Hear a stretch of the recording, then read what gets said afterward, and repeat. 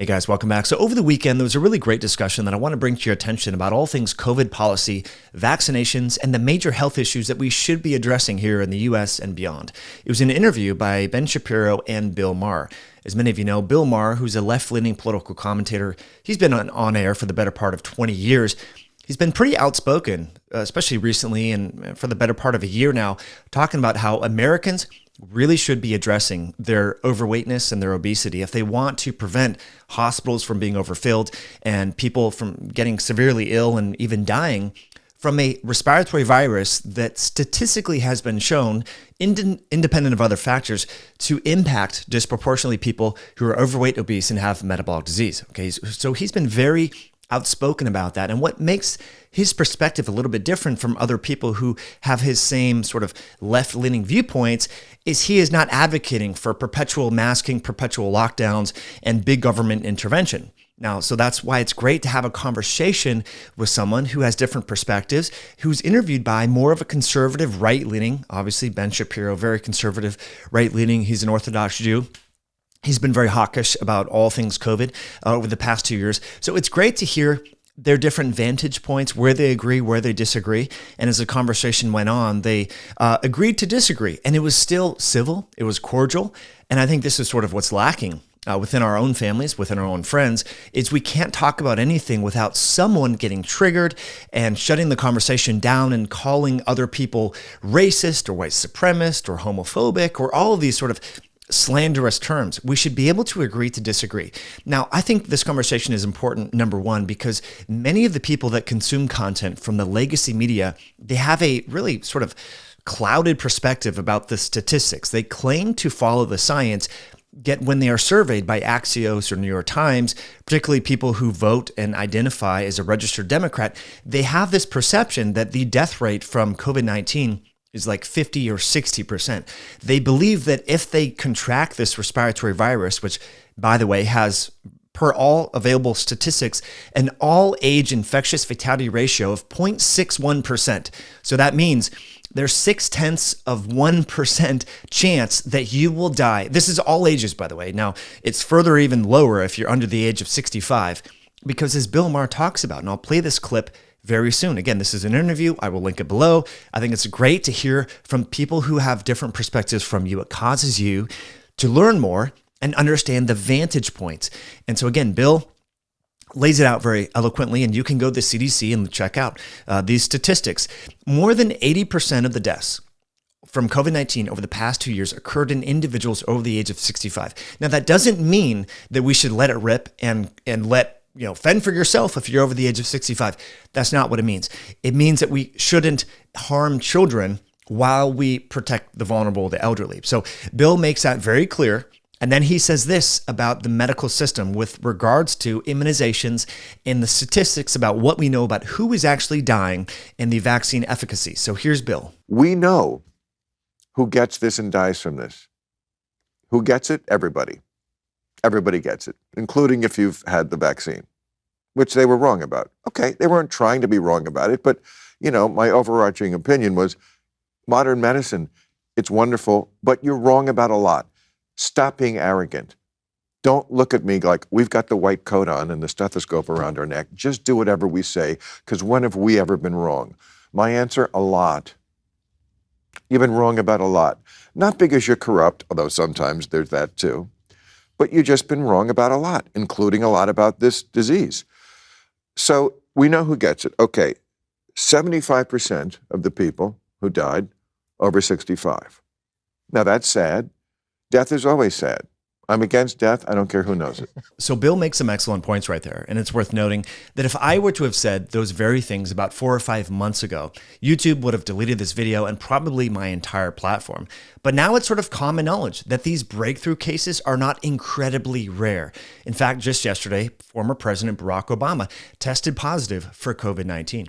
Well, you might be saying, isn't he vaccinated? Yeah, he's vaccinated. And in his tweet, announcing to the world that he has had one of these incredibly rare breakthrough cases, he has also been boosted. So fully vaccinated and boosted people are certainly contracting infections. Now, I bring this up because in the state of New York, there are children under the age of 18 who are being prevented from attending their prom. After 2 years of school closures and masking and restrictions and Zoom class, these children are just trying to go to prom. But they cannot go to prom unless they get vaccinated, which is now common knowledge that people who are getting the vaccine are having breakthrough cases quite commonly. So this is still impacting children, low-risk children. This is still impacting college children as well. There's many universities that are well recognized and follow the science, like Stanford, like Berkeley, like Johns Hopkins, like Cornell, even Harvard, are making young adults, get boosted in order to attend even virtual school as part of their curriculum, which is a shame because we now know that there's multiple iterations of this pathogen, and it seems that these breakthrough cases are happening quite readily. So what this conversation comes down to is personal choice and personal responsibility. If you're an individual who is concerned about your risk because you have a rare genetic issue with regards to immune incompetence, or you have an underlying health condition, then you should address that condition and consider potential future immunizations. If you want to get 4 or 5 doses, that is your choice. This should not be mandated. This should not be required and forced upon children who just want to attend prom. This is literally going on right now. It's a conversation that was circulating on YouTube about kids in New York saying, come on, let us go to prom without being vaccinated. This is ridiculous. You might have seen the video yesterday and pictures of Kyrie Irving, who was able to attend a basketball game watching his team while he's unmasked, but he cannot play on that court because he's not vaccinated. So these irrational policies are being enforced and are still unfortunately impacting a lot of people's lives. It's worth mentioning that because the media and the politics that have gotten so much in the way of this immunization conversation, remember the labor shortages and the supply chain issues that were created as a result of that, for people being fired or terminated from their job because they didn't comply with these mandates. And that created unintended harms, cancellation of elective procedures, radiological issues like imaging studies if you have cancer or things like that. So there are unintended harms that harm people when we have these myopic, tribalistic, binary thinking policies.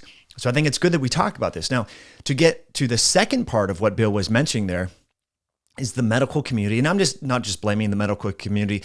When it comes to the vaccines, it was also sort of the media and the politicians that created this, trust us, we know what we're talking about. I remember Dr. Anthony Fauci being on television talking about why young people, these are kids, teenagers, people in their 20s, why they should get vaccinated because it completely stops transmission. That's what he said over and over again. If you get vaccinated, you're like a dead end to the virus. If you get infected, even if you don't get any symptoms and you do fine, there's a likelihood that you're going to transmit the infection to someone else who might transmit it to someone else who might be a person who's vulnerable to getting seriously ill. So I think when young people hear that, nobody's going to want to be a vehicle for a virus to hurt somebody else. And a lot of people on the media started telling that wishful thinking that we now know not to be true. Okay. So again, this is based upon the data. You can look at New York State Health Department data with regards to immunized outcomes in children in terms of the Omicron wave. Okay. So again, that being said, what Bill was mentioning there is the medical community has been wrong. Okay. Now we want to trust our doctors. Doctors are people just like you, your contractor, your architect, your house cleaner, your accountant. Humans make mistakes. Now, when it comes to doctors making mistakes on people, that can harm people's lives. But we have to give doctors the same grace that we would give our contractor or our auto mechanic, right? Humans make mistakes. This happens, okay? But here's a few examples of this. Let's look at Ignaz Semmelweis. He's a German-Hungarian physician who was ostracized by his own medical community in the 1800s for suggesting that doctors wash their hands prior to assisting in childbirthing practices. These were OBGYNs. He did some analysis and found that, hey, in the hospital where there's an autopsy portion of the hospital compared to hospitals who don't have that, doctors coming from touching, dead bodies and formaldehyde and the whole thing, when they delivered babies, there was a higher rate of death amongst, unfortunately, the birthing moms and their children compared to hospitals that didn't. And he thought there could be something on the hands. And because the whole germ theory of disease and Louis Pasteur and all that hadn't yet, the microscope, to the best of my knowledge, hadn't yet been invented, he was ostracized and considered a quack. And he went insane. He went absolutely insane because no one believed him. Now, this is common knowledge, right? So just because something hasn't yet been vetted by peer-reviewed, academic, randomized, placebo-controlled trials doesn't mean that there's no substance to that assertion or that idea, okay? We can go on and talk about sugar and its links with health and the deleterious effects that sugar has and sugar consumption has on heart disease, on dementia, on obesity, on diabetes, right? But the medical community actually paid scientists at Harvard to say that sugar was safe. It's actually fat that is bad for you. Remember that? We can go on and talk about Vioxx.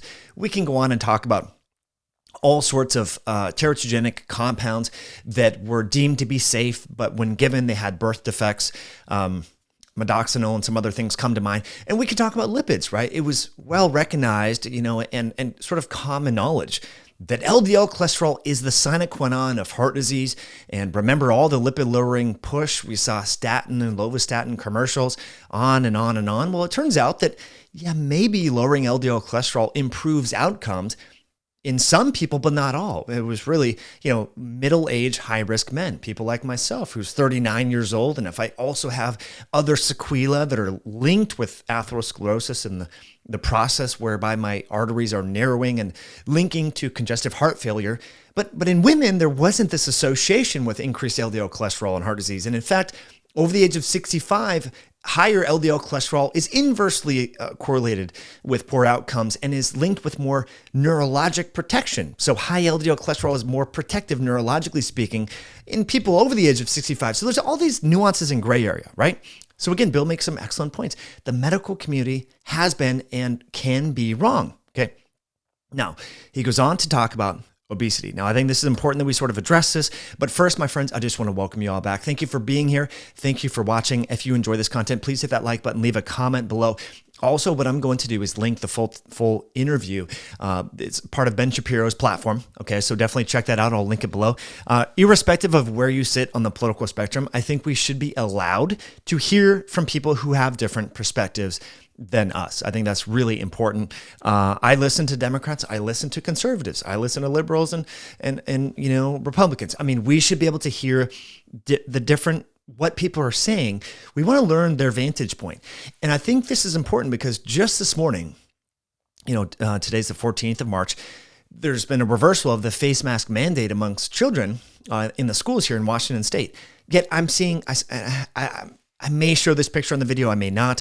80% of the children, my daughter's in 4th grade, are still wearing the masks outside, my friends. So people are getting bogus information from, I think it's NPR and CNN and all these legacy media outlets, because this, in the state of Washington, and I'm not laughing at the fact that only 17 kids have died. I'm not laughing at death, but I'm laughing at the fact that these parents are giving these kids junk food. A lot of these kids are 9, 8 years old. They have cell phones, which are linked with cell phone consumption at this age, and also junk food consumption.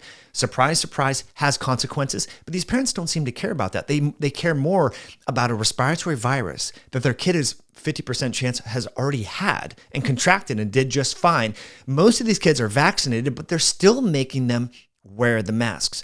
I mean, it would be really interesting if you can go back in time and interview these people and say, hey, 2 years from now, do you think you will have not 1, not 2, but 3 vaccines and still be wearing a mask outside and masking your child? They would have said, well, what was the death rate? Oh, it turns out the infectious fatality rate, all age, is 0.61%, meaning that 0.61% of all cases actually turn into fatalities. They would have said, no way, I'm not, that's not me. Tell me what's the age range of these fatalities? All the deaths we hear about.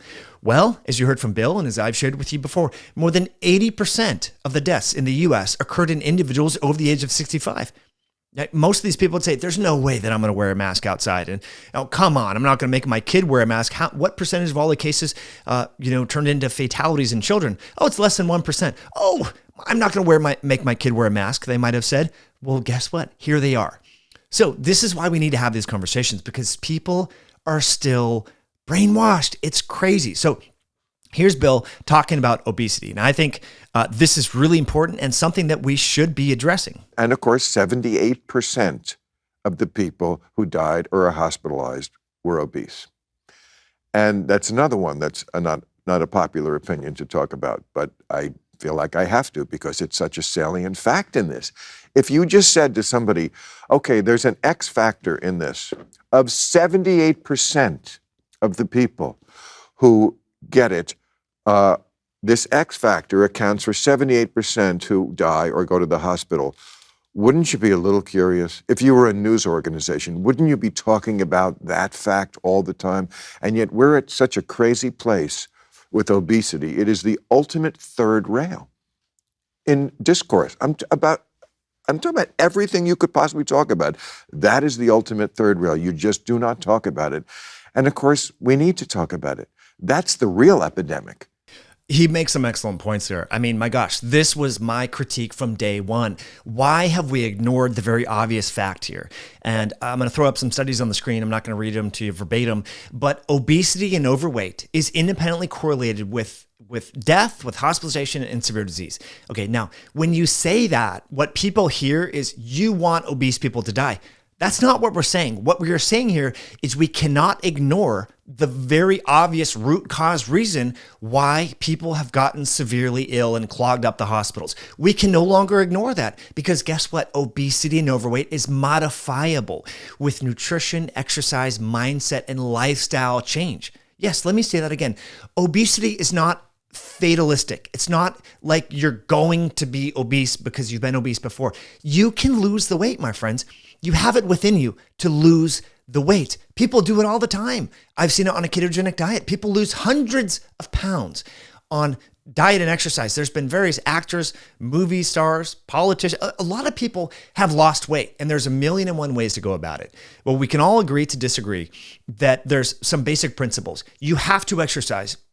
You have to compress your feeding window or get into a calorie deficit, one or the other, or both, right? I think it's easier to just compress your feeding window, also known as intermittent fasting. I'm a bigger fan of early time-restricted feeding. Garden variety, calorie cutting, I think it's hard because when you cut your calories, what happens is your body compensates and you get more hungry. We know that there's a different hormonal response to time-restricted feeding versus garden variety calorie cutting. It has to do with changes in orexin, changes in ghrelin, and other hormones. And it seems that ghrelin is the hormone that stimulates hunger. It seems that when you compress your feeding window, you don't have this sort of diet-induced increase in hunger. So the satiety cues are still intact when you just compress your feeding window as opposed to just cutting calories. So that's just tip number one.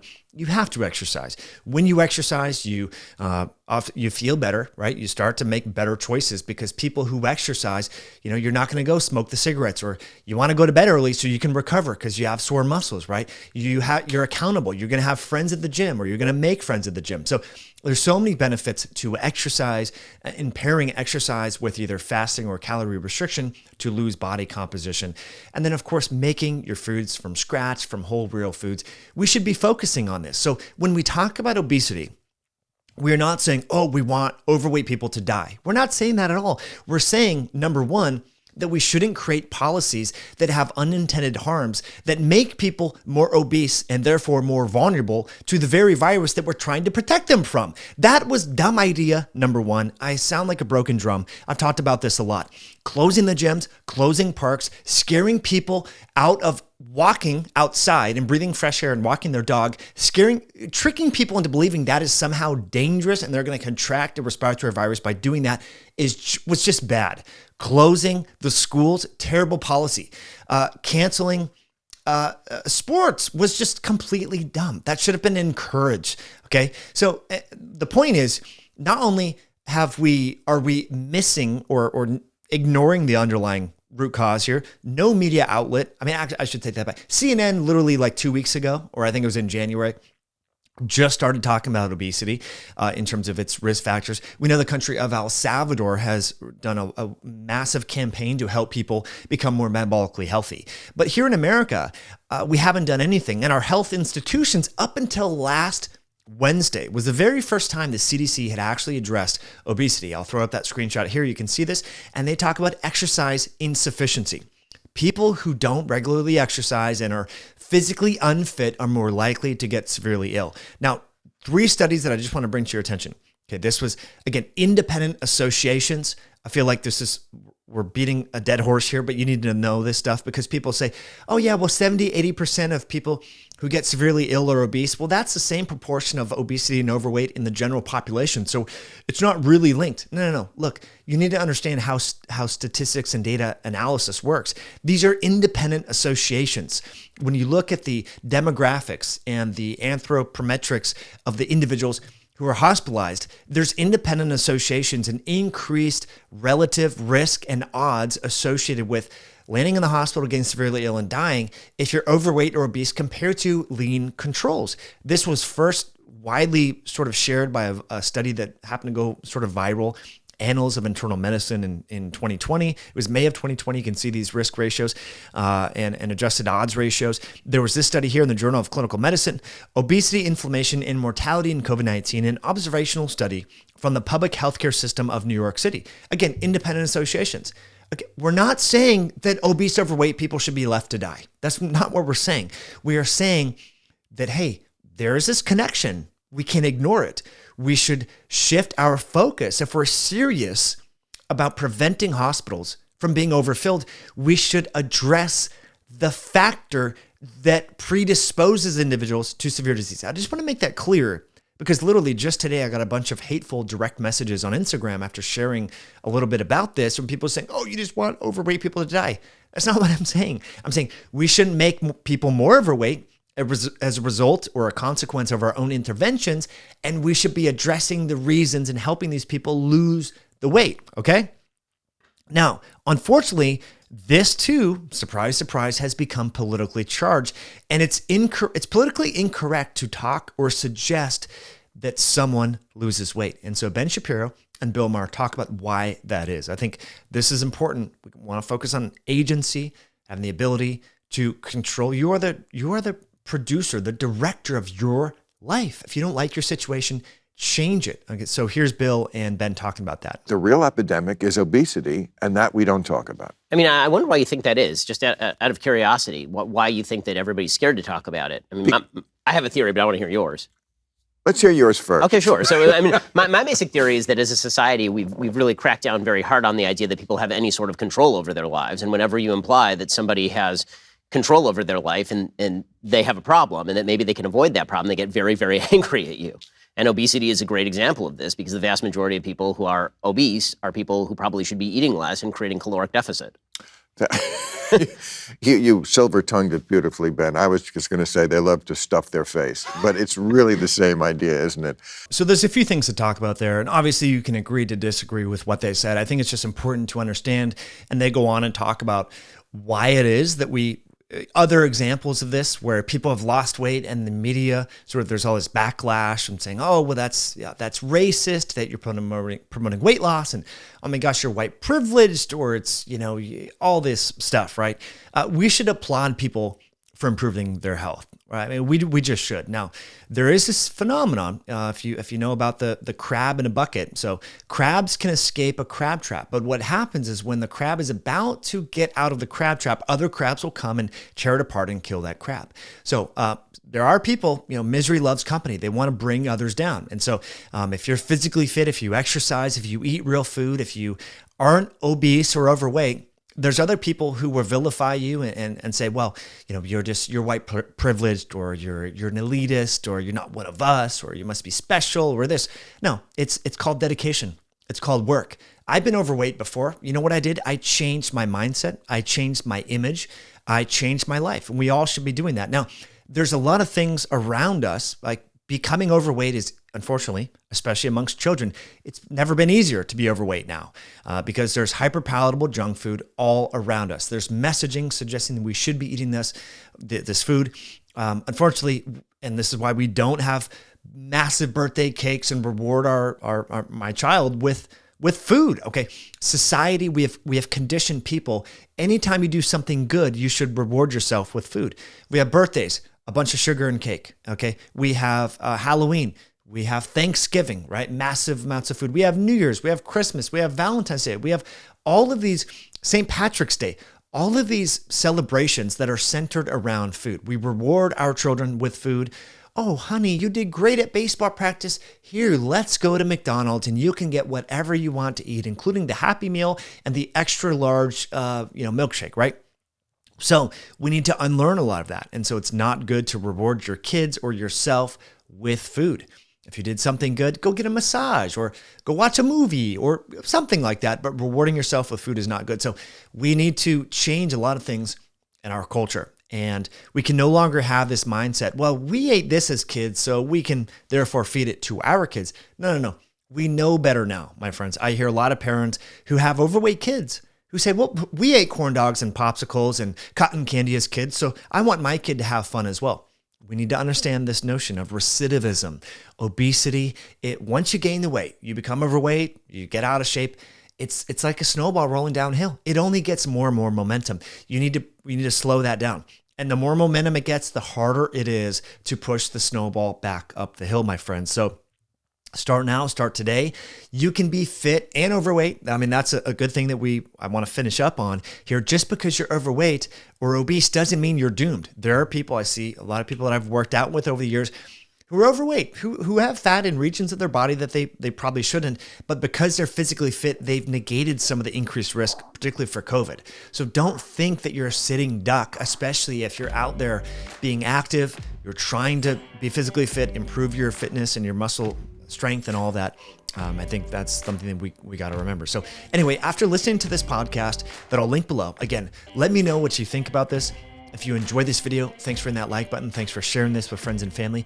And what do you think that we should and could be doing to help people address the elephant in the room, which is rampant metabolic disease and obesity? I would love to know in the comments, friends. As always, appreciate you subscribing. Thanks for tuning in. We will catch you on a future video and podcast down the road. Until then, be well. Bye now.